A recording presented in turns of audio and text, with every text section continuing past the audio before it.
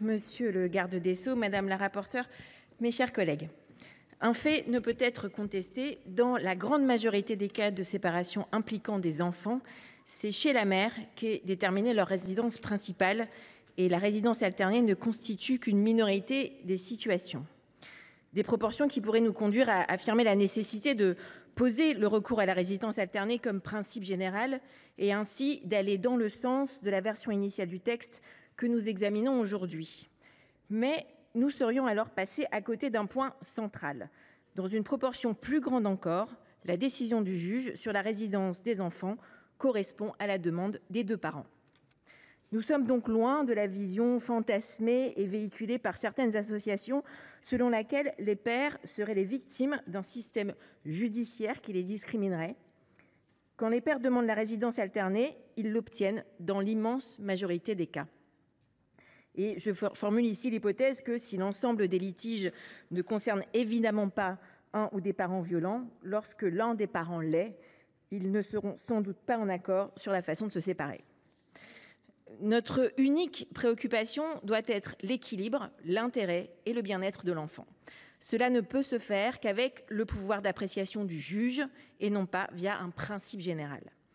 Je sais que nos voisins européens posent pour la plupart le recours à la garde alternée en cas de séparation des parents comme un principe général et considèrent celle-ci comme étant de nature à rééquilibrer le rôle des deux parents auprès des enfants.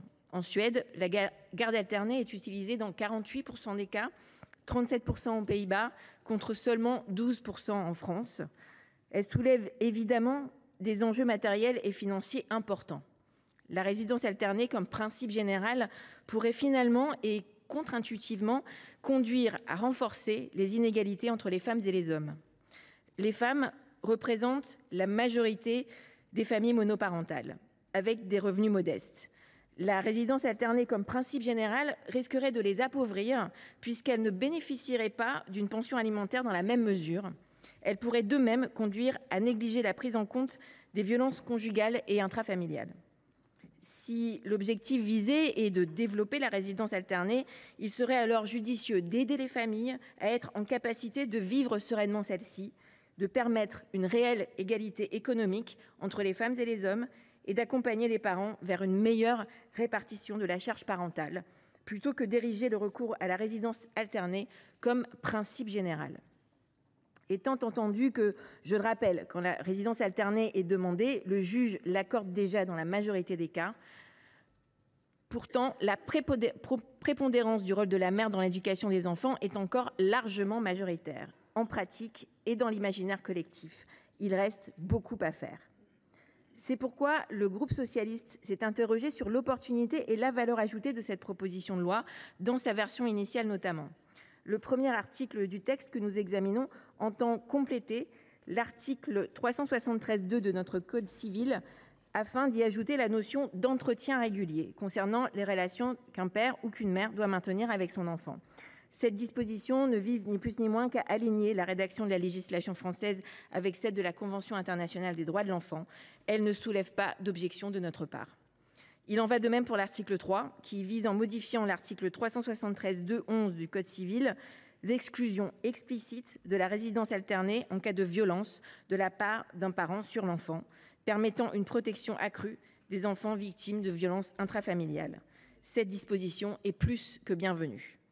En revanche, l'article 2, dans sa rédaction initiale, était susceptible de soulever certaines interrogations.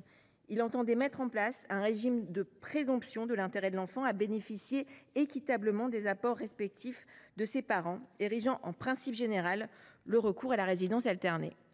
Pourtant, ni les associations ni les professionnels du droit ne sont aujourd'hui en mesure de se prononcer de manière unanime sur les bénéfices de la garde alternée pour l'enfant.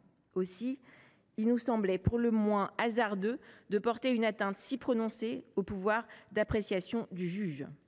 Faute d'alternative, c'est à celui-ci que doit incomber l'évaluation concrète de la situation de l'enfant et de déterminer le dispositif le plus à même de sécuriser son quotidien.